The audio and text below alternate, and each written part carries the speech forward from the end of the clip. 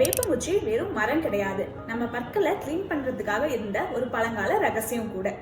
ஆமாங்க, வேப்பங்குச்சியில நிறைய anti bacteria properties இருக்கு. சோ இத நம்ம மென்னு சாப்பிடும் போது நம்மளுடைய ஈறுகளுக்கு ஒரு நல்ல மசாஜ் கிடைக்கும். அது மட்டும் இல்லாம இது நம்மளுடைய பிளட் சர்க்குலேஷனுக்கு ரொம்ப ஹெல்ப்ஃபுல்லா இருக்கும். இதுல கொஞ்சம் டிஸ்அட்வான்டேஜஸும் இருக்கு. அதாவது மாடர்ன் டூத் பிரஷ்ல இருக்க மாதிரி பிரிசில்ஸ் ரொம்ப ஈஸியா பல்லுக்கு நடுவுல போய் கிளீன் பண்ண முடியாது.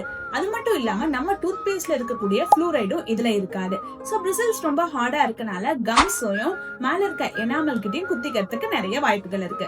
சோ ட்ரெடிஷனல் வெர்சஸ் மாடர்ன் பார்த்தோம் அப்படின்னா ரெண்டுக்குமே அதுக்கான அட்வான்டேஜஸும் இருக்கு, டிஸ்அட்வான்டேஜஸும் இருக்கு. உங்களுக்கு எது பெஸ்டா இருக்கும் அப்படிங்கறத உங்க டென்டிஸ்ட் கிட்ட கேட்டு தெரிஞ்சுக்கோங்க. Stay tuned for more dental tips.